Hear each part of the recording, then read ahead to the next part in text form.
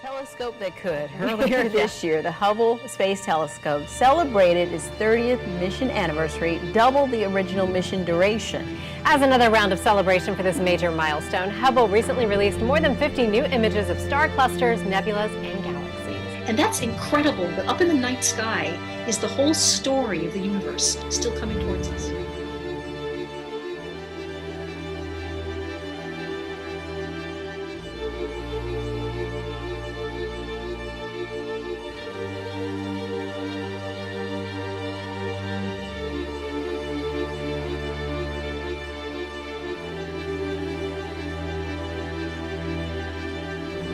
Astronomers call it a rare conjunction of two planets. In layman's terms, it's going to look like Jupiter and Saturn are touching. Pretty wild. Next week, they're going to be so close together. Celestial event centuries in the making, now taking shape before our very eyes. The likes of this one hasn't happened since the early 1600s, back when Galileo was still around. The special thing about this great conjunction, about this year's conjunction, 2020, as we all know, has been quite a unique year, and so there's no reason that we shouldn't close the year out with an event that has been in preparation for almost 400 years and probably won't happen again till most of us have passed. And there are records of that happening all the way back during the Christ time.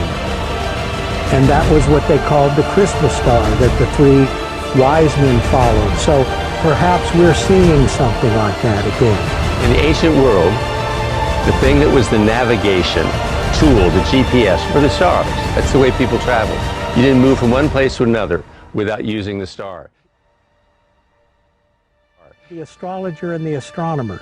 The astronomer is very interested, and myself as a scientist, it's very important that we understand why these things are happening. But the astrologers always try to give an interpretation of what does this mean? There's been so much news going on. I kind of feel as if this quantum development kind of got lost amidst all the COVID stuff and everything. But should we be paying more attention to this? So it sounds like something out of a movie, the threat of a bunch of human weapons with biologically enhanced capabilities. Pretty sure that's the plot line to Captain America. But the reality, we might be talking about Captain China. That's according to a new warning from the Director of National Intelligence about the threat from China. Chinese scientists have announced their development of the most powerful quantum computer in the world. It works 100 trillion times faster than the fastest supercomputers out there. President Xi Jinping has said research and development in quantum science is an urgent matter of national concern, and the country has invested heavily in this technology, spending billions in recent years. It has become a world leader in the field. This lab in the heart of San Francisco is revolutionizing a way to edit the building blocks of life, our DNA. To the untrained eye, it may not look like much, but this is now the world's most powerful computer.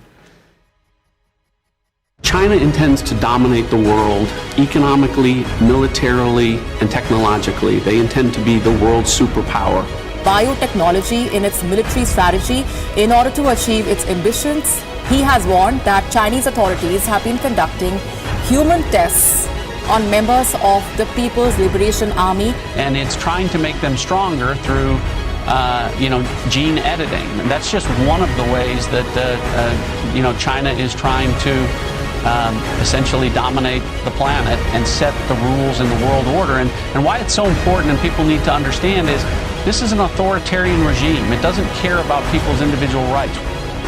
It comes little more than a year after Google unveiled Sycamore, their own quantum computer. Google researchers have achieved an incredible breakthrough in quantum computing. Their machine needed seconds to perform tasks which conventional systems would require thousands of years to do. The Chinese team say their light-based technique is 10 billion times faster than Google's. For the first time, scientists have used the gene editing technology known as CRISPR inside a patient. The groundbreaking procedure was performed in Oregon. The human genome is a complex code of 3 billion letters. It turns out that disease can be caused by just one letter on a sheet like this out of 5 million pages being wrong. And that's enough to cause human disease. And so now, for the first time, we're able to read the whole book, find the one letter that's wrong, and now with CRISPRs, go in and correct it. That's a revolution. The potential is limitless.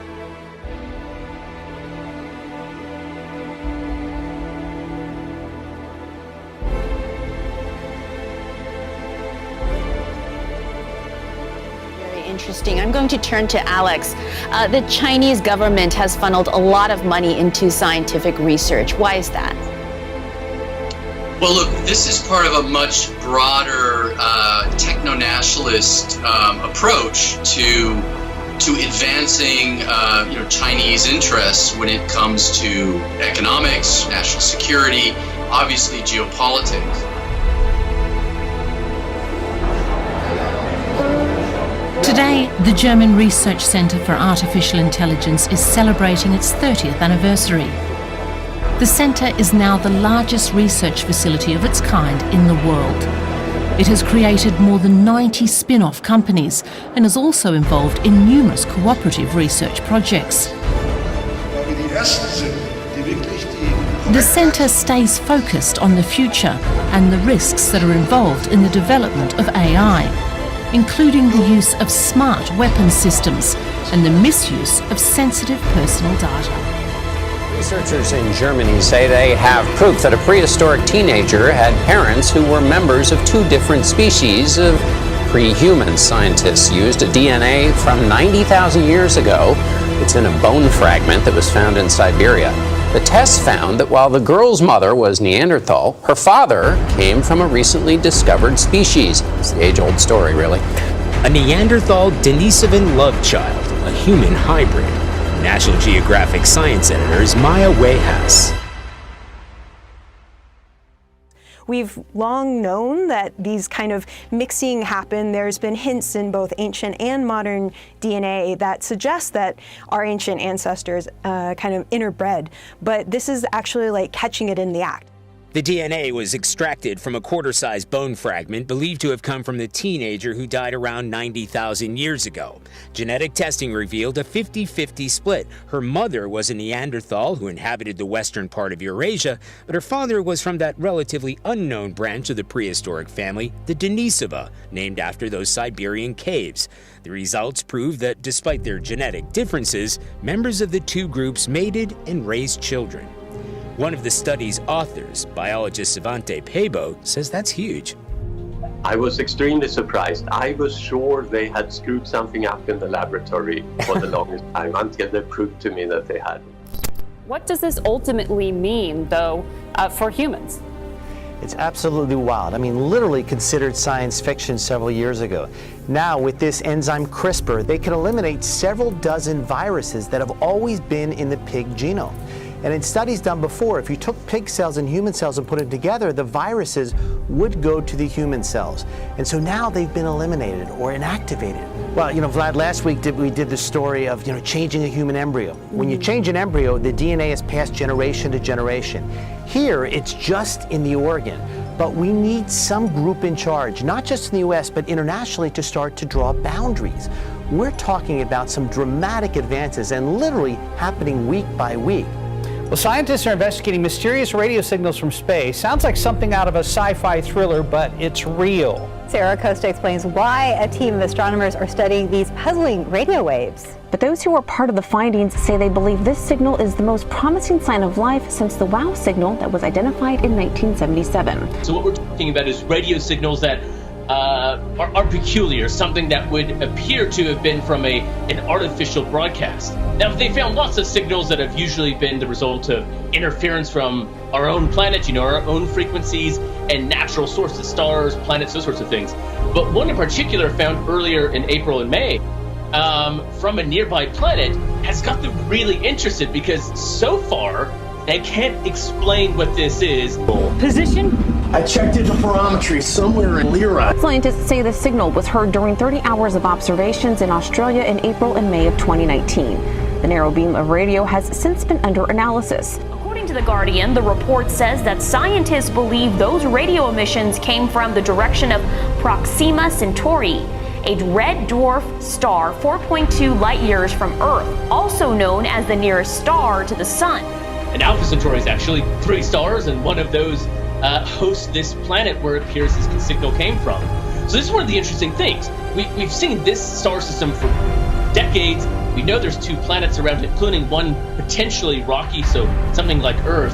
And the fact that it apparently came from this one, it's kind of like, looking for your keys and all of a sudden you find them in your hand. Like, I've been wandering around for this whole time and why is it right here?